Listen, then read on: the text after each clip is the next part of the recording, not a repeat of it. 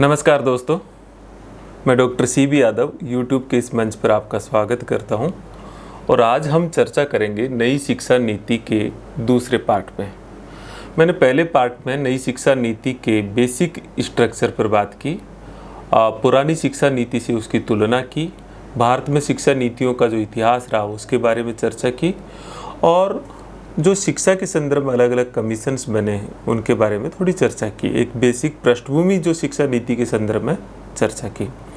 जो साक्षात्कार है असिस्टेंट प्रोफेसर के, उसमें शिक्षा नीति एक महत्वपूर्ण विषय रहेगा।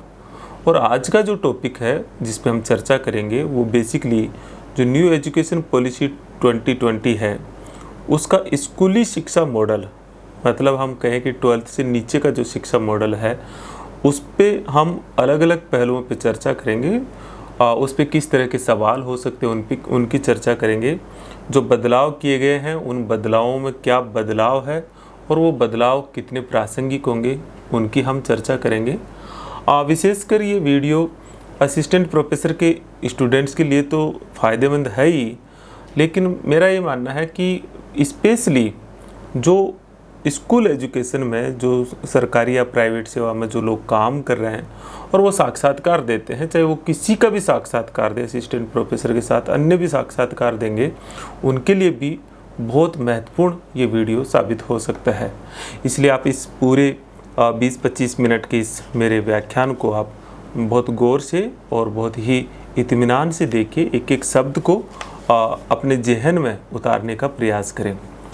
तो स्कूल एजुकेशन के संदर्भ में क्या बदलाव हुए, एक बार हम ये देख लेते हैं कि इसके संदर्भ में किस तरह के सवाल एक साक्षात्कारकर्ता पूछ सकता है।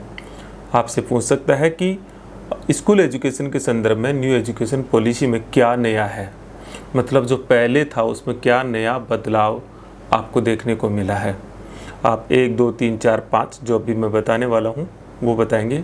आपसे पूछ सकते हैं कि न्यू एजुकेशन पॉलिसी में स्कूल का मैकेनिज्म है उसके भीतर किस तरह के माइनर लेवल तक के बदलाव हुए हैं।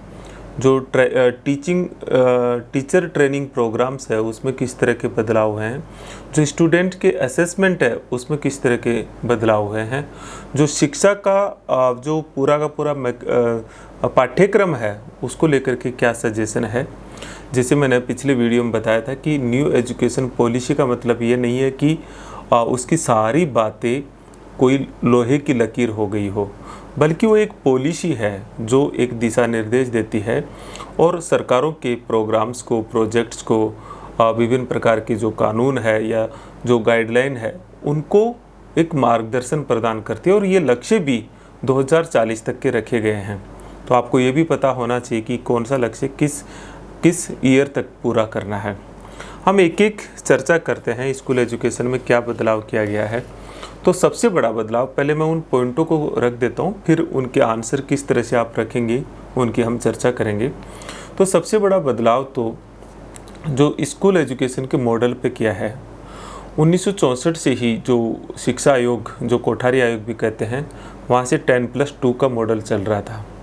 पहली बार बड़ा बदलाव है ये, वो है 5+3+3+4। और मैंने पिछले वीडियो के अंत में ये थोड़ा सा बता ही रहा था, इसको अधूरा छोड़ दिया था कि 5+3+3+4 का मतलब है क्या है। तो 5 का मतलब जो होता है वो 3 से 8 साल की 3 से 8 वर्ष का जो बालक है उसकी एजुकेशन, और इसमें जो प्री प्राइमरी होती है और फर्स्ट और सेकंड क्लास। आपसे पूछ सकते हैं कि जो प्री प्राइमरी एजुकेशन है उसको क्या कहते हैं।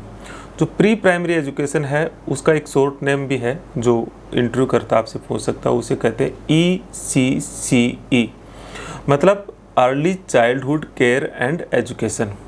ये फर्स्ट क्लास से पहले की जो एजुकेशन होती है, मतलब 3 साल से लेकर के 5 साल तक के बच्चे की 6 साल तक के बच्चे की जो एजुकेशन होती है वो कहलाती है ECCE। और ध्यान रखिए ये केवल और केवल जो ये प्री प्राइमरी एजुकेशन होती है वो कोई शिक्षा विभाग या शिक्षा मंत्रालय के अधीन ही नहीं होती। ये प्रोग्राम्स कई अन्य डिपार्टमेंट या मिनिस्ट्री के अधीन चलता है। आपको ये तो जानकारी होगी कि सेंट्रल गवर्नमेंट में हम मिनिस्ट्री बोलते हैं और स्टेट गवर्नमेंट में हम उसे डिपार्टमेंट बोलते हैं। तो उसमें महिला और बाल विकास विभाग भी होता है, जनजातीय विभाग भी होता है, स्वास्थ्य और परिवार कल्याण विभाग या मंत्रालय भी होता है। अलग अलग कई तरह की योजनाएं चलाते हैं। फर्स्ट और सेकंड, तो इसका मतलब हुआ कि 5 का मतलब है 3 से 8 साल के बच्चे की एजुकेशन। फिर 3 का मतलब होता है चौथी पाँचवीं, आपका तीसरी चौथी पाँचवीं, मतलब आपकी एजुकेशन हो गई 3rd क्लास से लेकर के 5 क्लास तक। फिर 3 का मतलब है 6 से लेकर के 8, और फिर 4 का मतलब है 9 से लेकर के 12। तो एक तरह से जो पहले 10+2 का मॉडल था उसे 5+3+3+4 में डिवाइड कर दिया है। यहाँ पे एक तो ये बेसिक आपको स्ट्रक्चर पता हो। इसमें एक चीज़ जो बड़ी इम्पोर्टेंट है वो ज़रूर आपको ध्यान रखनी है कि इस पूरे मॉडल में बड़ा बदलाव क्या है। तो आपको थोड़ा 2 चीज़ों को स्पेसिफिक आइडेंटिफाई करना चाहिए।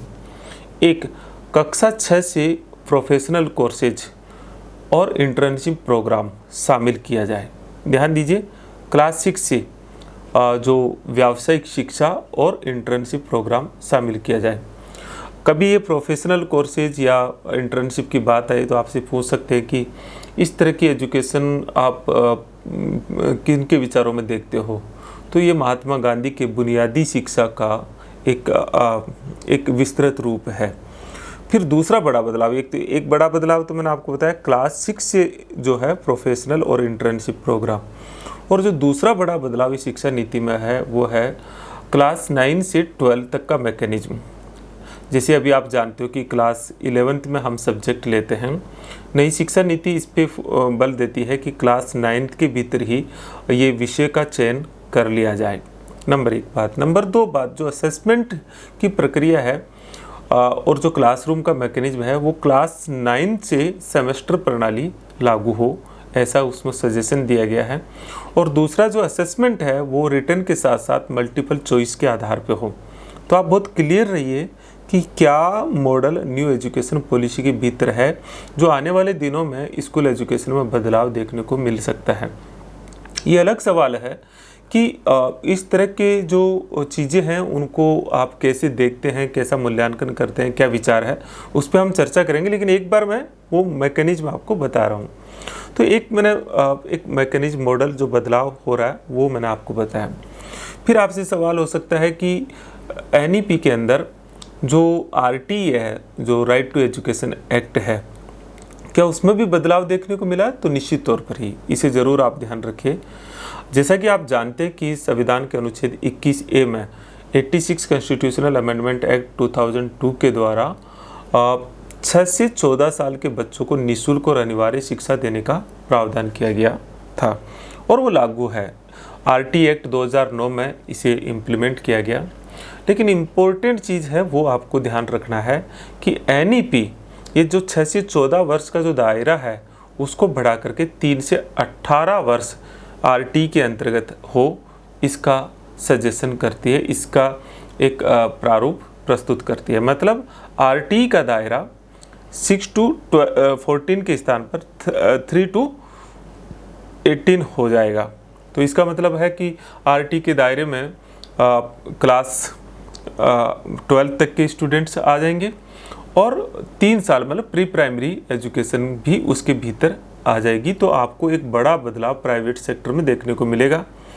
आप इसके पक्ष में ही बोलना चाहिए क्योंकि RTE का दायरा बढ़ता है तो निश्चित तौर पर ही ये ज़्यादा स्वागत योग्य कदम तो है ही, लेकिन इससे बड़ा बदलाव भी देखने को मिलेगा। विशेषकर वीकर सेक्शन को, कमज़ोर वर्गों को एजुकेशन की जो सुलभता है प्री प्राइमरी में भी और 12 तक वो एक सिक्योर फील करेंगे और एजुकेशन का जो पहुंच है, रीच है, एक्सेस है, जो एक लक्ष्य है वो बेहतर तरीके से प्राप्त होगा। ऐसा आप इसके साथ में ज़रूर कमेंट रख सकते हैं। आपसे ये भी पूछ सकते हैं कि जो न्यू एजुकेशन पॉलिसी है उसके भीतर जो असेसमेंट को लेकर के भी कोई बात है क्या? आप वैसे तो पूरा मॉडल मैं बता ही रहा हूँ तो एक एक चीज़ आ जाएगी। तो आप कहें निश्चित तौर पर ही इसके बारे में भी है, एक परख मॉडल इसके भीतर की है कि असेसमेंट का एक परख मॉडल बनाया जाएगा और एक यूनिफॉर्म मॉडल होगा। साथ ही एक प्रोग्राम न्यू एजुकेशन पॉलिसी में और दिया है, उस पे भी सवाल कुछ डेप्थ होती है तो ज़रूर हो सकता है कि स्कूल एजुकेशन के संदर्भ में एक नेशनल मिशन ऑन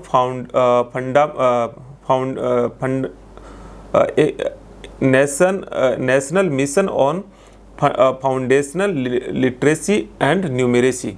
मतलब एक संख्यात्मक ज्ञान और साक्षरता का एक बुनियादी प्रोग्राम चलाया जाएगा। ये प्रोग्राम क्लास 3 तक के बच्चों के लिए होगा और 2025 तक इसे पूरा करना है। तो इस लक्ष्य को 2025 तक करना है और 3rd क्लास तक एक बुनियादी साक्षरता और न्यूमेरेसी मतलब संख्यात्मक ज्ञान के ऊपर ये प्रोग्राम न्यू एजुकेशन पॉलिसी के भीतर है। तो ये भी एक चीज़ है। एक बहुत महत्वपूर्ण सवाल जो न्यू एजुकेशन पॉलिसी पे जनरली पूछते ही हैं वो होता है कि मातृभाषा में, क्योंकि ये स्टूडेंट में ये गलतफहमी भी है कि सर जो नई शिक्षा नीति है उसमें मातृभाषा में शिक्षा देने का प्रावधान किया गया। और इसके पीछे वजह भी है क्योंकि मीडिया में इसे बहुत ज़्यादा प्रचारित किया गया था। सच्चाई ये नहीं है। सच्चाई ये है कि ये मातृभाषा का जो फॉर्मूला है वो पिछली दोनों शिक्षा नीतियों में था। 1956 से त्रिभाषा फार्मूला चला आ रहा है। ये मातृभाषा उसी त्रिभाषा फार्मूला का एक हिस्सा है। तो आपको त्रिभाषा फॉर्मूला पता हो जो मैंने पिछले वीडियो में बता रखा है, आप उसे देखिएगा। लेकिन मातृभाषा का कंसेप्ट पहले की दोनों शिक्षा नीतियों में भी था। इस शिक्षा नीति में मातृभाषा पर बल दिया गया है। उसमें कहा गया है कि क्लास 5 तक मतलब क्लास 5th तक मातृभाषा में शिक्षा दी जाए। मातृभाषा का मतलब हिंदी नहीं है, मातृभाषा का मतलब वो है जो माता से आती है, मतलब उस क्षेत्र की क्षेत्रीय भाषा जो सामान्यतः सभी बच्चे जानते हैं। और क्लास 8 तक इसका विस्तार किया जाए। एक बड़ी बात जो है वो ये है कि जो तकनीकी शिक्षा है उसमें भी मातृभाषा और हिंदी भाषा को प्रमोट करने की बात न्यू एजुकेशन पॉलिसी में। और जैसा कि आप देख रहे हो मेडिकल एजुकेशन और इंजीनियरिंग और आईआईटी के जो इंजीनियरिंग की सब्जेक्ट्स हैं उनको भी हिंदी के भीतर उनकी एजुकेशन शुरू करने का प्रावधान सरकारों ने किया। तो उसमें भी एक न्यू एजुकेशन पॉलिसी का इन्फ्लुएंस देख सकते हो। इस पे आपका पक्ष विपक्ष मांग सकते हैं, कह सकते हैं कि भाषा एक माध्यम और मातृभाषा में कोई भी स्टूडेंट एक बेहतर तरीके से ग्रहण करता है। और अगर हम दुनिया का भी देखें तो आप देखेंगे कि मेडिकल और इंजीनियरिंग की पढ़ाई भी चाइना में जाएंगे तो चाइनीज़ लैंग्वेज में है, रशिया में जाएंगे तो रशियन लैंग्वेज या वहाँ की जो लोकल लैंग्वेज है उसमें होती है। तो ये बड़ा मुद्दा नहीं है, महत्वपूर्ण बात अंडरस्टैंडिंग का है। लेकिन फिर भी इसमें कोई इंग्लिश को रिप्लेसमेंट करने की बात नहीं है। अंग्रेजी महत्वपूर्ण है, ग्लोबल लैंग्वेज है और ये चीज़ है। इसकी क्रिटिसाइज जो है वो पॉइंट में लास्ट के अंदर आऊँगा, नहीं तो वीडियो फिर बहुत लंबा हो जाता है। एक और चीज़ जो न्यू एजुकेशन पॉलिसी के बारे में है, मैंने आपको इंटर्नशिप प्रोग्राम बताया है, परख मैंने आपको बताया है। एक बहुत इंपॉर्टेंट चीज़ है वो आपसे कई बार लिंक करके पूछते हैं। वो ये पूछते हैं कि आप अगर स्कूल एजुकेशन में काम करते हो तो आपको क्या मेजर खामियां नज़र आती है जिसे आप सुधारना चाहोगे। तो 2-3 चीज़ें सभी लोग बताते हैं, आपको बताना भी चाहिए। जैसे आप कहेंगे कि इंफ्रास्ट्रक्चर की कमी है, ह्यूमन रिसोर्सेज की कमी है, जो टीचर ट्रेनिंग है उसमें वो आधुनिक नहीं है, स्टूडेंट और टीचर का जो रेशो है वो बहुत ज़्यादा है, टीचर से बहुत सारे नॉन टीचिंग एक्टिविटीज़ और बहुत दूसरे सारे जनगणना जैसे बहुत सारे काम करवाए जाते हैं, एक प्रॉपर मॉनिटरिंग एजेंसी नहीं है। ये सारी कमियां है और यही बतानी होती है। तो क्या न्यू एजुकेशन पॉलिसी में इनका कोई समाधान प्रस्तुत है? जो आप बताइए, कई बार ये सवाल उल्टा आता है तो आप बताएंगे हाँ सर बिल्कुल, कुछ हद तक जो नई शिक्षा नीति है उसमें एक मॉडल है इसके समाधान का। क्या मॉडल है, मैं आपको उसको थोड़ा सा ब्रीफ करता हूँ। नई शिक्षा नीति कहती है कि जो एक क्षेत्र के जो छोटे छोटे स्कूल है उन छोटे छोटे स्कूल को मिला करके एक स्कूल परिसर, एक स्कूल कैंपस बनाया जाए, जिसमें जो सीनियर सेकेंडरी स्कूल होगी उसके साथ उस क्षेत्र की बहुत सारी जो प्राइमरी और प्री प्राइमरी और मिडिल स्कूलों को आप क्या करेंगे, इंटीग्रेटेड करेंगे। मतलब कैंपस एक नहीं, एक आप ऐसे इमेजिन कीजिए कि एक जो सीनियर सेकेंडरी स्कूल है उसके आसपास जितनी भी छोटी स्कूल है उनको मिला करके आप उसे एक स्कूल कैंपस का नाम दीजिए। और वो स्कूल कैंपस सेमी ऑटोनोमस होगा, मतलब अर्ध स्वायत्त रहेगा। और उस स्कूल कैंपस के भीतर जो टीचर्स की नियुक्ति होगी वो किसी स्कूल में ना होकर के स्कूल कैंपस के भीतर होगी। और 5 से 7 वर्ष तक एक स्कूल कैंपस में टीचर का या शिक्षक का या कर्मचारियों का एक टेन्यूर होगा। तो इससे जो अननेसेसरी ट्रांसफ़र की जो प्रॉब्लम्स है वो प्रॉब्लम्स दूर होती हुई दिखाई देती हैं। दूसरा, चूंकि वो सेमी ऑटोनोमस है तो वो अपनी शैक्षिक गतिविधियों को और अन्य गतिविधियों को अपने हिसाब से डिजाइन कर सकता है वो स्कूल कैंपस। साथ ही साथ एक दूसरे के संसाधनों का, जैसे इतनी स्कूल कैंपस है, संसाधन कम है, एक ही शारीरिक शिक्षक सभी स्कूलों के बच्चों को खेल गतिविधियां करवा सकता है, एक या दो कंप्यूटर ऑपरेटर या कंप्यूटर शिक्षक है वो उसकी शिक्षा दे सकता है। इससे जो संसाधनों की कमी है, मानव संसाधन और भौतिक संसाधनों की कमी है, उस समस्या पर और स्थानांतरण जैसी दूसरी सारी चीज़ों पर नियंत्रण पाया जा सकता है। तो एक बहुत बेहतरीन मॉडल है। आप इसके पक्ष में कह सकते हो कि नई शिक्षा नीति में ये एक मॉडल की बात कही गई है। एक अलग चीज़ आती है, वो ये आती है कि नई शिक्षा नीति इस जो टीचर्स के ट्रेनिंग प्रोग्राम या उनकी नियुक्ति या उनकी पदोन्नति में किस तरह के महत्वपूर्ण बदलावों का सजेशन देती है। तो 2-3 चीज़ें ध्यान रखिए। देखिए, नियुक्ति के संदर्भ में तो वो कहती है कि नियुक्ति प्रक्रिया टीचर्स की जो है वो पारदर्शी होनी चाहिए।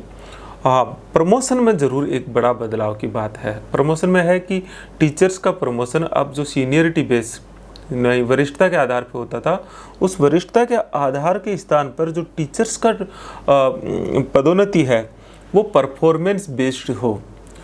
मित्रों, चूँकि आप हायर एजुकेशन में जाने का आपका अपना एक सपना है, तो आपको मैं बता देता हूँ कि जो हायर एजुकेशन के भीतर, विशेषकर यूनिवर्सिटीज़ में, जैसे मैं यूनिवर्सिटी के भीतर हूँ, तो यूनिवर्सिटीज़ के भीतर जो पदोन्नति है वो सीनियरिटी बेस्ड नहीं होती बल्कि परफॉर्मेंस बेस्ड होती है, और हर टीचर का अपना एक API स्कोर होता है, उसके आधार पर टीचर्स के प्रमोशन होते हैं। और इसी का सजेशन जो है नई शिक्षा नीति के भीतर किया गया है। तो एक ये ज़रूर बताइए। एक और चीज़ जो टीचर ट्रेनिंग प्रोग्राम के भीतर बदलाव की बात है वो ये है कि टीचर ट्रेनिंग प्रोग्राम जो है, जो पहले 1 साल का था, अभी वो 2 साल का है।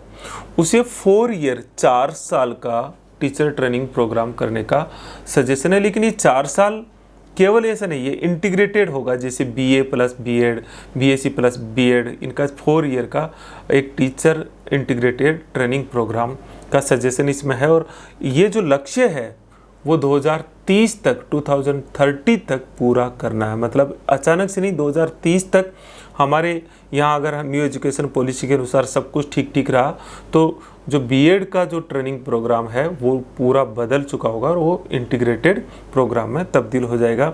आप कहें कि ये ठीक है या गलत है, तो आप कह सकते हो काफ़ी हद तक ये सही है, क्योंकि जो लोग शिक्षक बनना चाहते हैं या जिनका उद्देश्य शिक्षा के क्षेत्र में अध्यापन करवाना है, उसे प्रारंभिक तौर पर ही तय कर लेना चाहिए।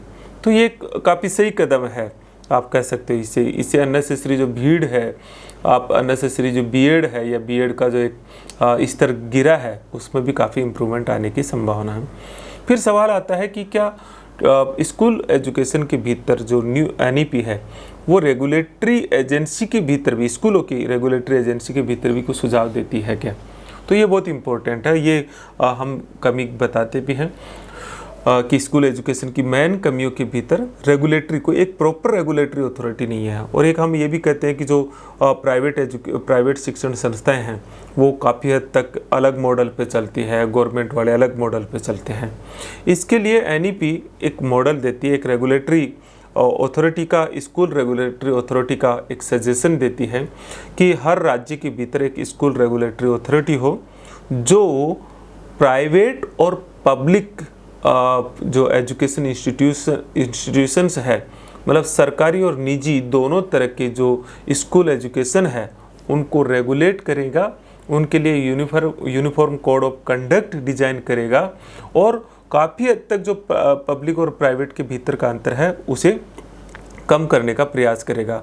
तो इस तरह से जो स्कूल एजुकेशन में बड़े बदलाव जो है वो काफ़ी है। इसके अलावा आप कह सकते हो कि जो शिक्षा का जो पूरा मॉडल है उसमें आर्टिफिशियल इंटेलिजेंस के प्रयोग करने की बात कही गई है, परख की मैंने आपको बात कही है, बहुत सारी जो सह शैक्षणिक गतिविधियाँ हैं उनकी बात है, जो बच्चों का जो बस्ते का बोझ है उसको कम करने की बात है। तो कुल मिलाकर के स्कूल एजुकेशन के संदर्भ में न्यू एजुकेशन पॉलिसी एक बड़ा रिवोल्यूशनरी बदलाव का सजेशन कर रही है। और अगर ये लागू होता है तो आने वाले दिनों में स्कूल एजुकेशन में काफ़ी हद तक बड़े बदलाव देखने को मिल सकते हैं। आपसे साक्षात्कारकर्ता अपने विचार पूछ सकता है।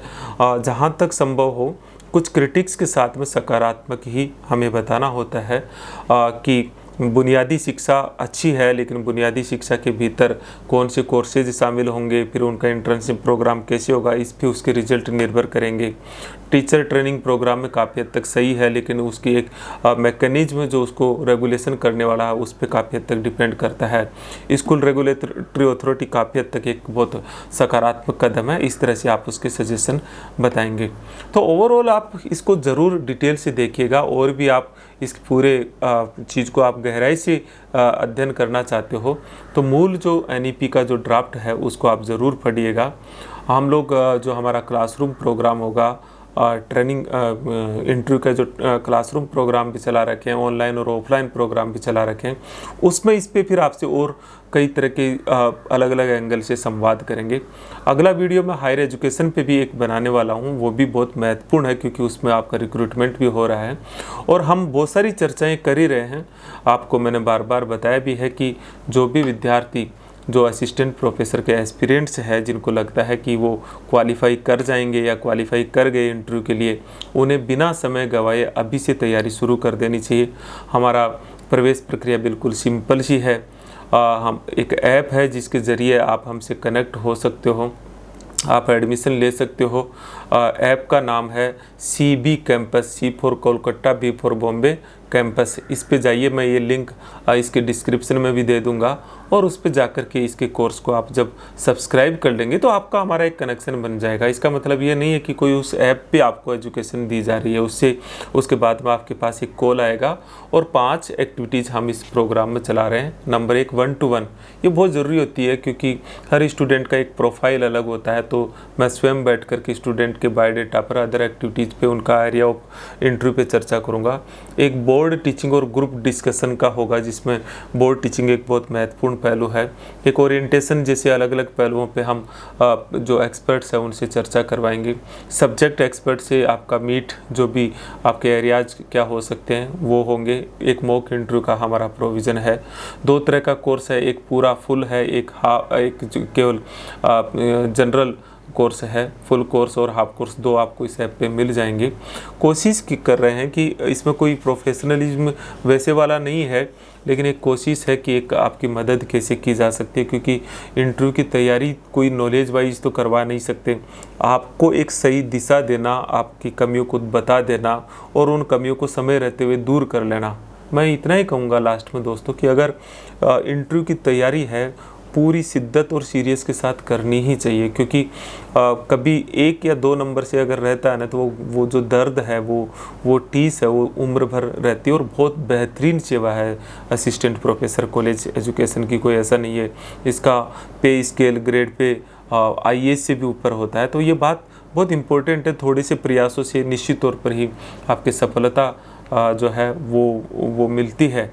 और उस सफलता का, क्योंकि ये मौके बार बार नहीं आते हैं, तो अगर आपका इंटरव्यू क्वालिफिकेशन होता है तो पूरी शिद्दत से करो, बाकी परिणाम फिर ईश्वर पे छोड़ो।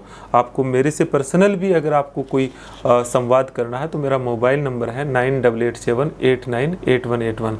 इस पर आप टेक्स्ट मैसेज कर देंगे तो मैं आपको रिप्लाई भी कर दूंगा, और आपको मेरे से बात करनी होगी तो मैं टेक्स्ट मैसेज के द्वारा बता दूंगा कि इस समय आप बात कर सकते हैं। तो जो मैक्सिमम हेल्प हो सकती है, जो आपसे इस पूरे इंटरव्यू प्रोग्राम में हम कुछ कर सकते हैं, मैं, मेरे साथी, अन्य लोग, वो हम बेहतर तरीके से करने का कोशिश करेंगे। नेक्स्ट वीडियो में मैं हायर एजुकेशन और दूसरा NEP के बारे में आपसे चर्चा करूँगा। मुझे आशा ही नहीं, पूरा विश्वास है कि मैं ये जो NEP पे जो वीडियो जारी कर रहा हूँ आपको, उनसे आपको बहुत बेहतरीन मदद मिल रही होगी। आप इन्हें 2 या 3 बार सुनिए और अच्छे लिटरेचर को भी देखिए। मैं खुद भी ट्रेनिंग प्रोग्राम के लिए लिटरेचर तैयार करवा रहा हूँ। अभी के लिए इतना ही। नमस्कार।